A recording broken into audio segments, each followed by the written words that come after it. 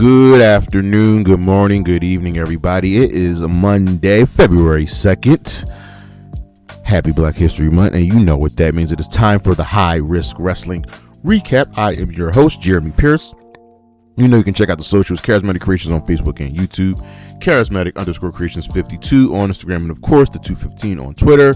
Raw is in Philly tonight, and here I am home recording for you all because I am pretty much done going to WWE events. But let's get into the news. Well, the reason WWE won't run Wembley Stadium is, one, they won't pay the WWE to use their arena. That's number one. And number two, AEW already runs it every year, almost every year for Allin. Wembley has a great relationship with AEW, and that helps.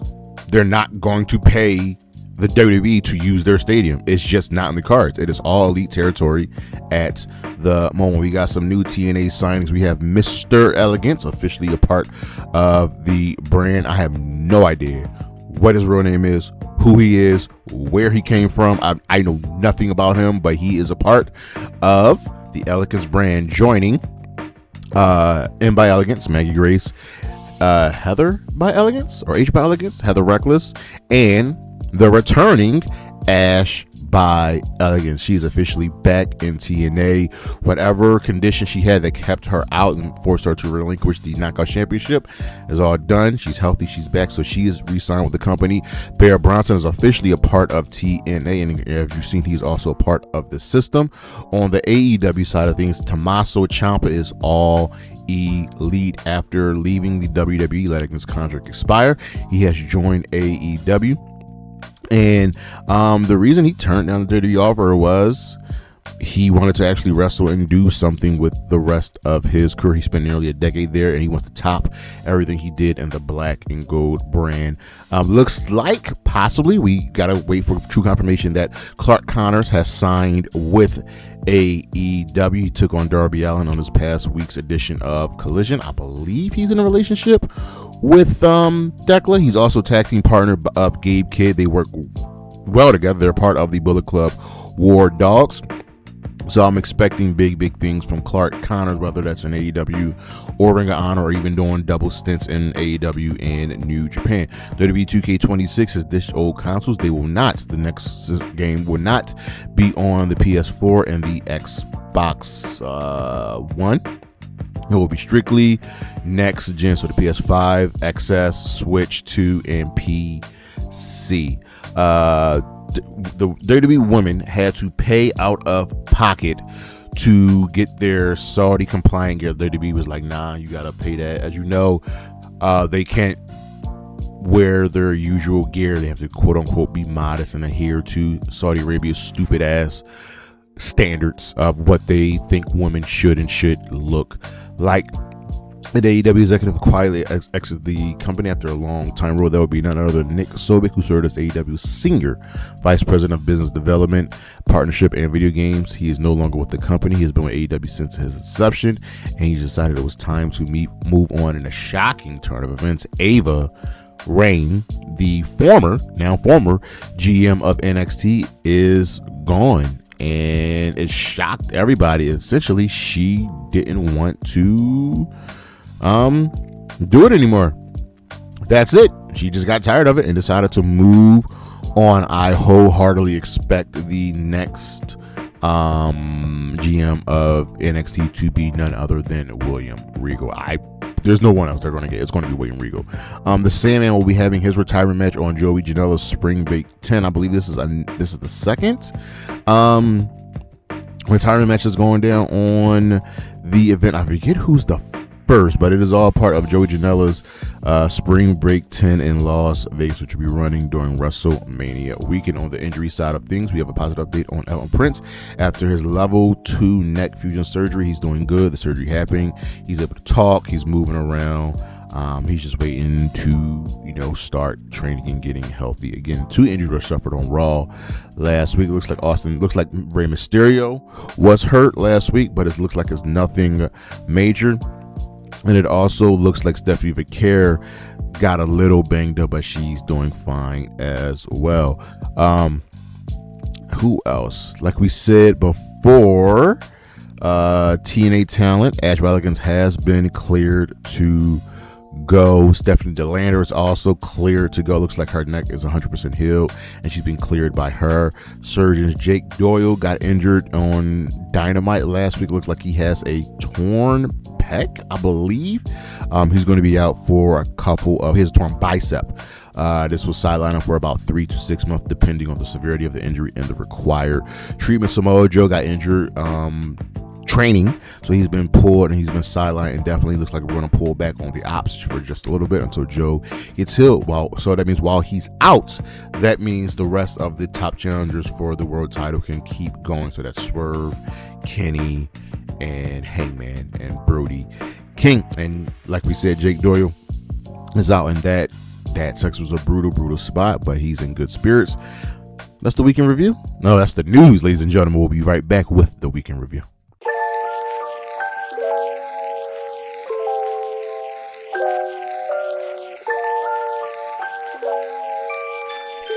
All right, let's get into the week in review. We start off with Monday Night Raw. This was the go-home show for the Royal Rumble. We open up with AJ Styles in the ring. The show gets a fist, by the way. And he says like a Gunther place in his career. That's not going to happen. He wants one more WWE Championship run, which brings out CM Punk, who interrupts and questions why Styles putting his career on the line, and Styles essentially goes to getting a title shot for later in the evening. Our next match was Stephanie, Vaquer, RHIYO, and Rhea taking on the Judgement Day in a fine match, but ultimately the good guys won here. It was some good action around. Ripley got the win, hitting Roxanne with the Rip Tide. We're backstage, and Finn thanked Punk for last week, and Punk tells Finn, focus on your legacy and stop aligning yourself with Dominic. And Punk says Balor must win the Royal Rumble for another shot. We're then in the ring with the Vision. Everybody. Paul Heyman accuses Adam Pearce of planting the brass knuckles for Mysterio. Pearce comes out, unsuspends Braun, and puts all the members of the Vision into the Royal Rumble. Then he makes a match of Theory versus Rey Mysterio. Ultimately, Austin Theory won that match as there was chaos going on, and outside Theory won with the curb stomp. The Vision all attacked Rey, Penta, Dragon Lee. Remember, Penta and Dragon Lee were backing up Rey. Rhea hit a tsunami, and Braun speared Penta. Then we're backstage with Natalya, who vows, she's going by Natty now. She's vowing a darker, more ruthless version of herself, the situation she's been doing on the Indies. Bayley confronted Raquel, and then Raquel was attacked by Stephanie Vaquer. We had a sit-down interview with Gunther, who's been interviewed by Michael Cole, and Gunther says he gains nothing unless he ends AJ Styles' career. Says old legends overstay the welcomes, and he's going to be the one to put them away, put them down for good. He intimidates Michael Cole, promising he'll hear Styles' career end at the Rumble. Adam Pearce tells Finn Balor that the Royal Rumble is full, which makes no sense at all. So Finn is not in the Rumble. Liv pressures Finn and like, yo, why would you work with Punk? Cyberpunk, we're your family. The Judgment Day, and Balor's like, this is not as easy as you make it out to be. Otis and Akira Tozawa defeated the New Day, the Creeds, and American Made to become the #1 contenders for the World Tag Team Championship. Jey Uso was on commentary for this match, and he finally looks like he's taking Otis and Tozawa seriously. Becky declared for the Rumble, and she was confronted by the Kabuki Warriors. Then Vaquer demanded a fight, so Pearce booked Stephanie versus Raquel in a Philadelphia street fight for the Women's World Championship, which is going down tonight. The Vision all agreed to work together, and Logan nominates Braun Breaker as the one who should be the winner. And in the main event match, CM Punk versus AJ Styles for the WWE Championship, was a good match, fine match. I've seen better from both of these men, but it was ended in a no contest after Finn attacked both of them, putting them both down. So Finn, we're not done. We're not done with Finn, but I mean, we know this is really going to amount to nothing. MJF has challengers over on a Dynamite. This show gets a thumbs up. Our first match was Kenny Omega versus Rocky Romero. Kenny got the win, running knee, V-trigger, one wing angel, puts Rocky Smackdown. In the ring, Tony Schiavone congratulated Omega and named all the top contenders to MJF, which includes Omega, Hangman, Andrade, Swerve. And Omega says he hasn't felt this good in years. He's aiming for the World Championship, which prompts Hangman to come out, says he won't make the same mistakes again. And then that prompts Swerve to come out, claims he's undefeated since returning and he wants the title. The family interrupts the Don Callis that is supposed to about Andrade, and he's going for the championship too. Omega charges Don Callis before he retreats. Our next match was Jon Moxley versus Ace Austin. This was a Continental Championship Eliminator match.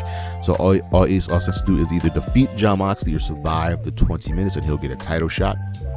But solid match. Ace looked good here. I like they were getting him back on TV, but ultimately Moxley cut off Ace's momentum with a cutter, followed by the Death Rider. After the match, Kanosuke Takeshita confronted Mox, and then Davis and Doyo attacked Mox from behind before the rest of the Death Riders could make the save.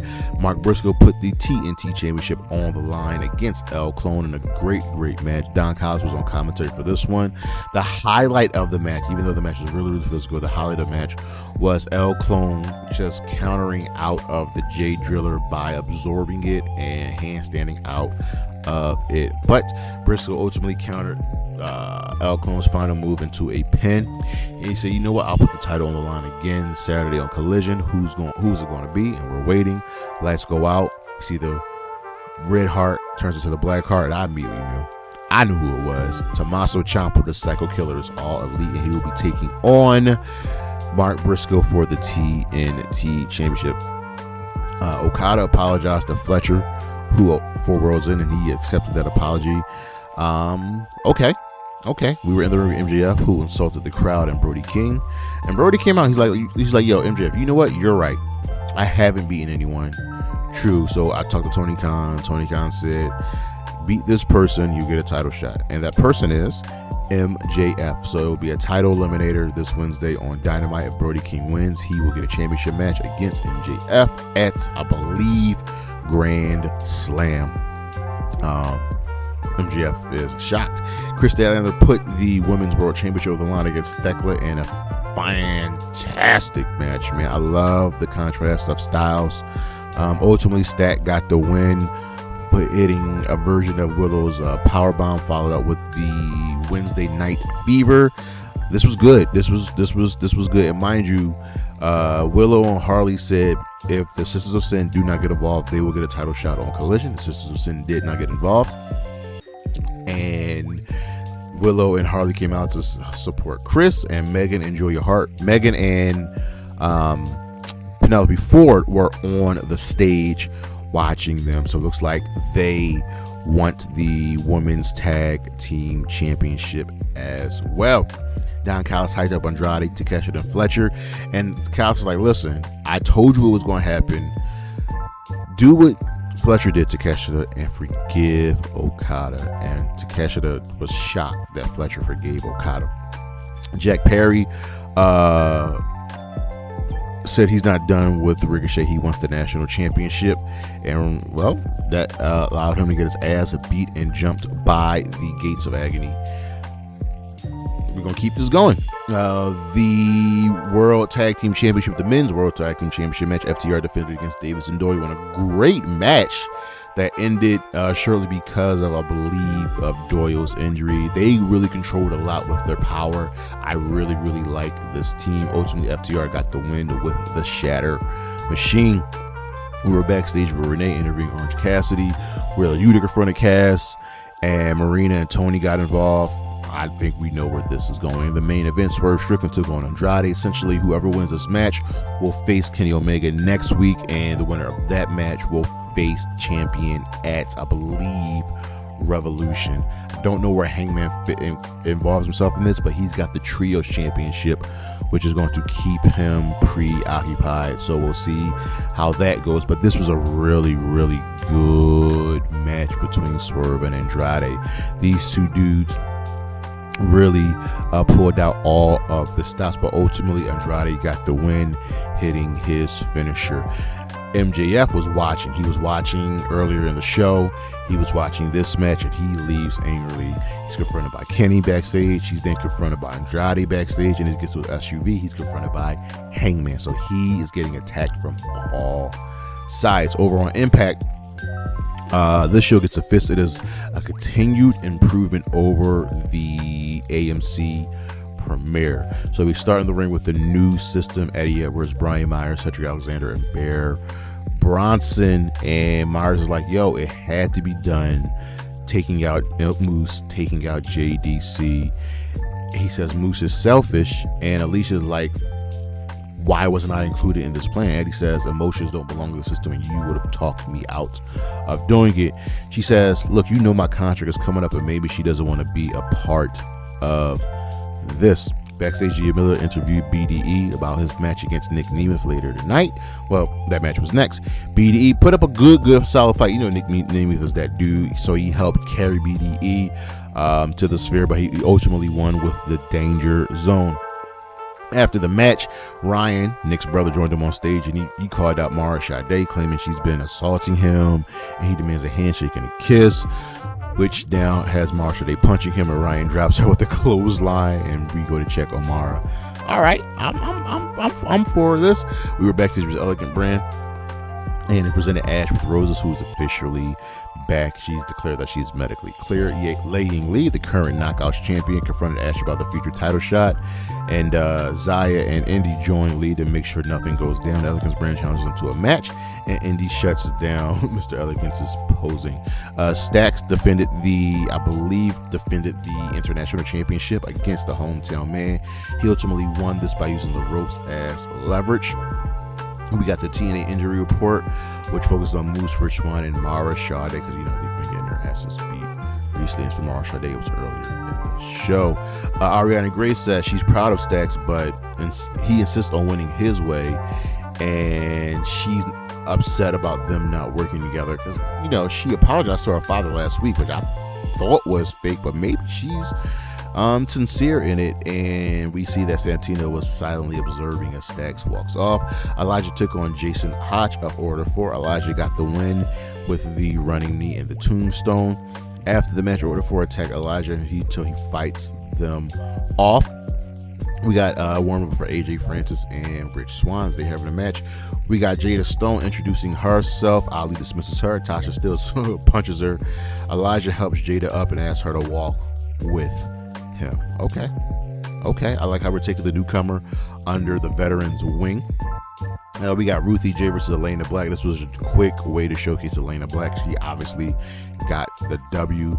The Righteous interrupt a Hardy's promo, and the challenge is issued. Then we got the Feast or Fire briefcase openings. Trey Miguel gets the International Championship match. Eddie Kingston gets the world title shot.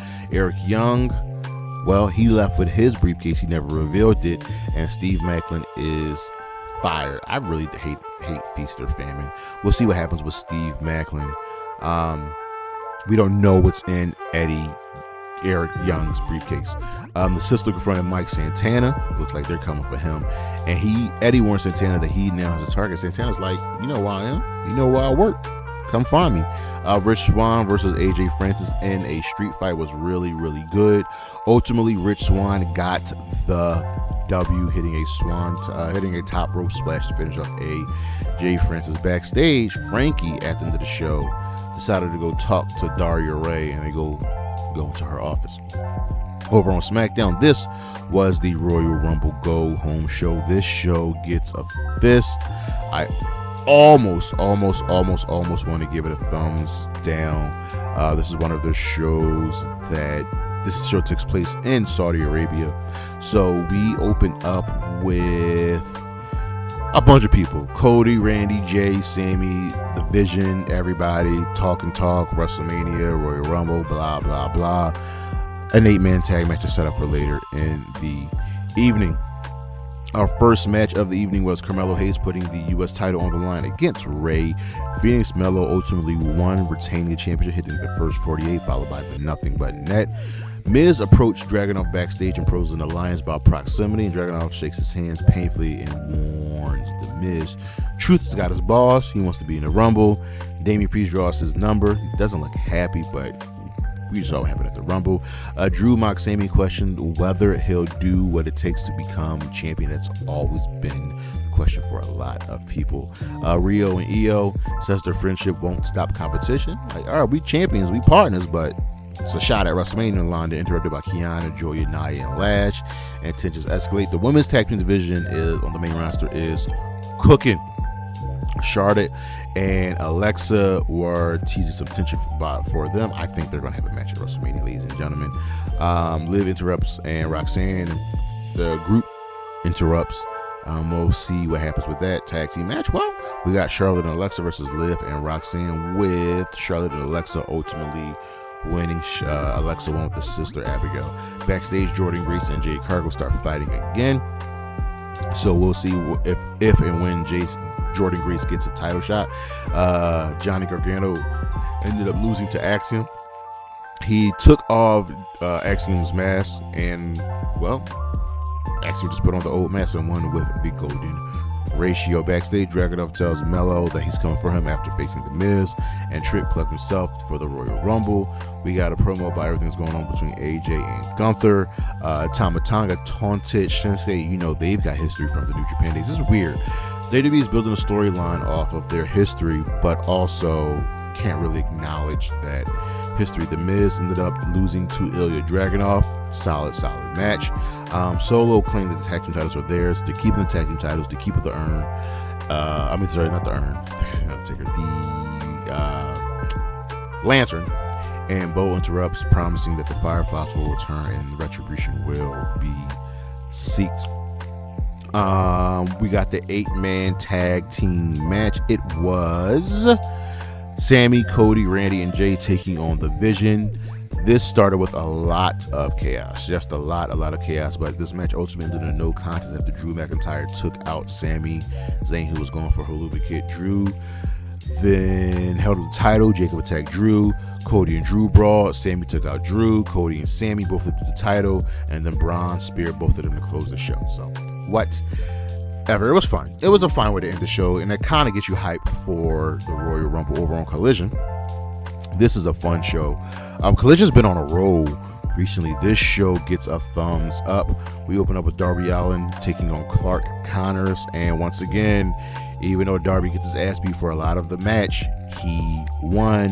He transitioned he hit the coffin drop, missed it, but turned that into the Scorpion Death Lock, getting the victory. But after the match, Gabe Kidd showed up after Darby declared 2026 his year, and him and Gabe and Clark Connors took out Darby, dropped him on the steel steps. I'm thinking Clark Connors might be all elite, ladies and gentlemen. We got a video package with Willow and Hardy again agreeing to defend the women's tag team titles, and the Sisters Sin kept their promise. Jet Speed backed up Hangman against the Don Callis family. Looks like we're going to get this. The Don Callis family feud with a lot of people. The trio champions' names are now Jet Set Rodeo. Okay, I'm with it. Crew took on the in-ring debut of the Rascals. This was Zach and Desmond. Myron wasn't in this match. This was good. The Rascals got the win because they got to win their first match. But we got a video later on with Crew and Lacey Lane like, all right, we took this L, respect, but we coming back for more. I'm all for this. Also, Lacey Lane, Lord. Jamie Hayter and Alex Wonder trade competitive words. They're entering themselves into the tag team division. Mox called out to Kesha and says Kesha must win alone without the family if you really want this championship. Orange Cassidy and Tony Storm took on Gino Medina and Lady Bird Monroe. This was a quick mixed tag match. Of course, Tony and Orange Cassidy got the win. This was to set up Wheeler and Yuta attacking them. Wheeler and Marina attacking them. Yuta attempting to cut off Orange Cassidy's hair, which they fight out of, and Tony poses a hair versus hair mixed tag match, and whoever takes the fall has to get their hair cut. And this match is going down at Grand Slam, which is next weekend. Eddie Kingston challenged the grid of young vets. Like, look, y'all wanted to fight. We'll give you one more fight. But then Eddie was attacked by Big Bill and Brian Keith. Attacked Eddie. Ortiz tried to help. Ortiz got put down. So, well, Eddie proposes a 8-man parking lot brawl for next week on Collision. It'll be Eddie, Ortiz, and some version of the Rascals versus Big Bill, Brian Keith, and Grizzled Young Veterans. Mark Briscoe put the TNT Championship on the line against Tommaso Ciampa. Fun, awesome match, nearly going the distance, but ultimately we have a new, ladies and gentlemen, TNT champion and Tommaso Ciampa. Ciampa celebrated. Briscoe shows his respect because he got love for his boy. But Kyle Fletcher was on the stage and he was applauding because he wants that championship back. Kyle's, you know the deal. They were assaulting people backstage. They do what they do. Josh Alexander is a psycho. Rocky Romero made his way to the ring to support Kazuchika Okada. Of note, Okada's gear and championship belt went missing. He was putting the title on the line against Tommy Billingsley. He's putting against Adam Priest. And Rocky said on commentary, well, Adam Priest is not good enough to even put his ladies odds on the championship. Ultimately, Okada won with the Rainmaker. Priest had a good showing here. Backstage, Ciampa celebrated the win and emphasized AEW as his home. In the main event, ladies and gentlemen, the Babes of Wrath put up the Women's Tag Team Championship against the Sisters of Sin. This was a good match. A little clunky at times. I like that it was fairly even because the Sisters of Sin are a bona fide tag team. But ultimately, the Babes of Wrath won. After the match, Thkela attacked. The Triangle of Madness joined in. Kris tried to help until Penelope Ford and Megan Bang showed up and laid everybody out. Laid the good guys out. So the show ends with the tag team champions, the TBS champion, the women's champion laying on the ground while the Triangle of Madness and Bane and Ford stand tall. Now I know people are gonna be upset, like, oh, this is a rehash of the feud that went on during the summer, but now there is gold on the line, which makes more sense. Our matches of the week from Monday Night Raw: RHIYO and Stephanie Vaquer versus the Judgement Day, and that's 6-woman tag team match. From Dynamite, Mark Briscoe, Clon for the TNT Championship. Clon is amazing, ladies and gentlemen. Also from Dynamite, Kris Statlander versus Thkela for the AEW Women's World Championship. Also from Dynamite, Andrade versus Swerve, probably my favorite match of the entire week and weekend. From Smackdown, Melo versus Fenix for the United States Championship. From the Royal Rumble, AJ Styles versus Gunther in the AJ Styles retirement match. From Collision, Darby Allin versus Clark Connors, and Tommaso Ciampa versus Mark Briscoe for the TNT Championship. Our match stars of the week: Liv Morgan, Roman Reigns for winning their respective Royal Rumble matches, and Tommaso Ciampa for becoming your new TNT champion. But that is our show, ladies and gentlemen. Thank you for listening. Thank you for watching. Look on the screen we got coming up. Check out the socials: Charismatic Creations on Facebook and YouTube, Charismatic_Creations 52 on Instagram, and of course the 215 on Twitter. I'll see you when I see you. Peace.